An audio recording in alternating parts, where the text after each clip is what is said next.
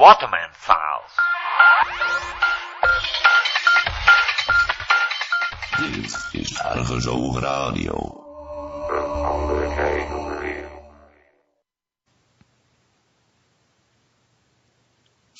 This is the Waterman Files, and this is Dr. John Waterman, coming to you from deep inside the castle.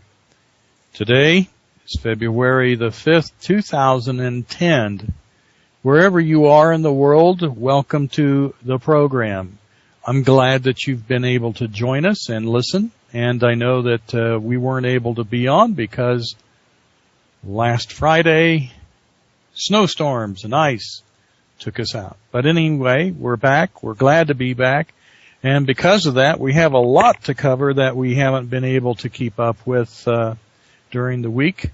And we're going to make ways available for you to keep up. In the meantime, we are going to go over community news, community updates. We're going to go over a lot of things, but I'm just going to get started.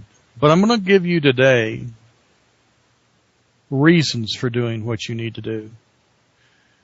And we're going to talk about some things that could send some people off, into the deep end. Others, angry. But you need to hear this. So anyway, for a starting point, I'm just going to jump right in the middle because there is no beginning. And I wanted to mention that I've gotten some emails asking for CNOL, some remedies, and how you can get remedies for these. We're going to be sending you contact information, and you'll be able to call Susan if you request information, and Susan will be contacting you, and we will provide you a means and a way whereby you can get some of the remedies that we talk here on the Waterman Files, and of course that being our regular work, we're well acquainted with what may be and may not be available in your country. And if you are from the States, no problem. Canada, no problem. Some of Europe, we have some things that we can get to you, and other things you'll have to get from via another source. But we will certainly make sure that it can happen. If it's not available in your country, we'll be glad to recommend alternatives if there is an alternative. But on with the community news. On with it. First of all, you can contact me at drjohnwaterman at argusogradio.org. drjohnwaterman at Argusoog, and that's ARGUSOOG radio.org. You can also contact those that are helping in this movement for the community and the ability to make things more readily available to you through volunteers that have helped, and we're all volunteering. And that is to contact some folks depending on what your interests are. If you're interested in community, then write to community@mailvault.com. If you're interested in script and alternative economies and that sort of thing, write to script@mailvault.com. Okay. Today I want to talk to you, though, about the fact that there were, as we were talking last time, some very important developments in community, particularly in the United States. But why is it that we're interested in community? Why would we want to be in a community? What is it about community? And if you will think about community, one of the more difficult ways that people today are trying to put community together is in the urban setting. Most of the time an urban setting either means or implies there's very little dirt or restrictions on what you can do, and or you are renting, and or you're in a or you own one half of a wall called a condo or apartment. And many are growing their food on rooftops and so forth in small little containers. But what really drives us to community, if you notice, whether you be in the rural area or even the urban area, is access to dirt.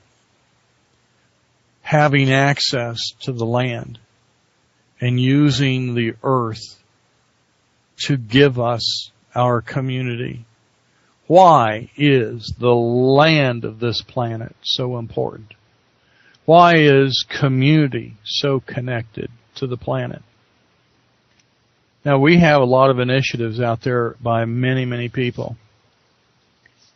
And some of them believe that a sustainable community is more than just a community and a place to call home. But it's a place for new innovations and human sustenance and, sustainable living, if you want to call it, but also the implementation of green design and technology into infrastructure. We will essentially